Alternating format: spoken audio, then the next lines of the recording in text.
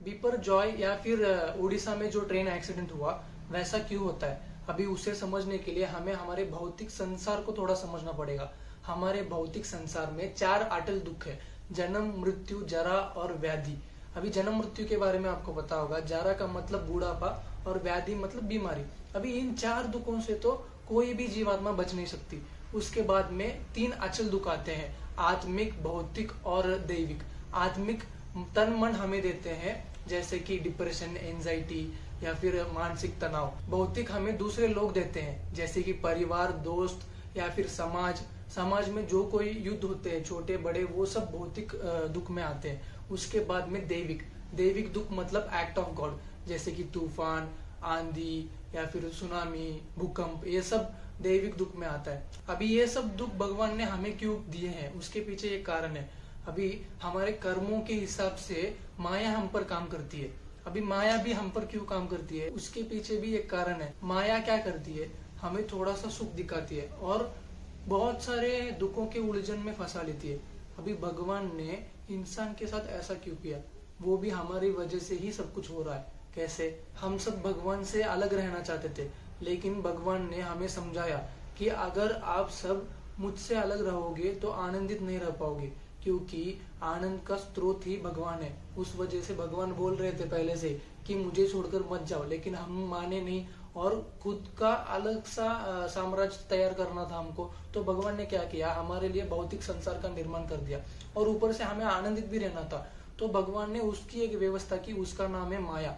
तो माया हमें फंसा देती है। और माया ऐसा क्यों करती है, क्योंकि हमें माया समझाने की कोशिश करती है कि इस भौतिक संसार में सच्चा आनंद मतलब प्रथम आनंद या फिर रियल खुशी नहीं है, रियल आनंद नहीं है। इसमें आपको वापस भगवान के पास ही जाना होगा, तभी आप शाश्वत रूप में आनंदित रह सकते हो। आपके खुद के घर, आपके खुद के शाश्वत रूप मतलब आपका ओरिजिनल रूप, और ओरिजिनल घर में जाके भगवान के पास रहोगे तभी जाके आप खुश रह पाओगे।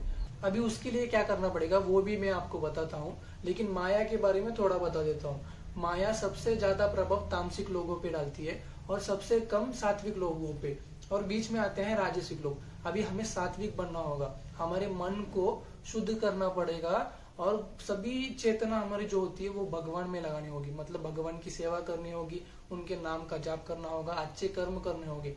यही तो काम है माया का, कि हमें शुद्ध करना है, हमारे मन को शुद्ध करना है और इस आत्मा को परमात्मा से फिर से मिलाना है। यही माया का काम होता है। उसी वजह से वो थोड़ा सा सुख दिखाकर बहुत सारा दुख दे देती है, ताकि हम समझ पाए कि प्रथम आनंद इस भौतिक संसार में नहीं है, प्रथम आनंद आध्यात्मिक जगत में भगवान के पास है। ये सब कर्मों की वजह से होता है। अभी इसका मतलब ये नहीं है कि हम किसी को मारे पीटे, किसी को दुख पहुंचाएं या फिर किसी का खून कर दें और कह दें कि उसका जो पिछला जन्म था उसमें उसने बुरे कर्म किए होंगे, इसलिए वो अभी भोग रहा है।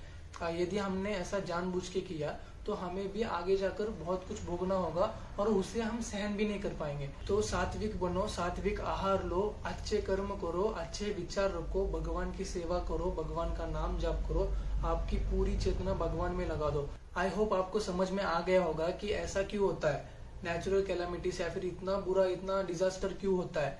इसके पीछे हमारे कर्म होते हैं, वो माया होती है, ताकि हम समझ पाए कि प्रथम आनंद परमात्मा के पास है। और बहुत कुछ बताना चाहता हूँ आपको, बहुत कुछ है मेरे पास आपको देने के लिए, लेकिन एक ही वीडियो में सब कुछ नहीं बता पाऊंगा, आप बहुत ही कंफ्यूज हो जाओगे। तो आगे मैं आपको बहुत कुछ देने वाला हूँ, चैनल को सब्सक्राइब कर लेना। ऐसे ही साथ में मिलकर सीखते रहते हैं, साथ में मिलकर सनातन धर्म का प्रचार करते हैं, जो कि शाश्वत है, जिसका कोई अंत नहीं है। जय सिया राम।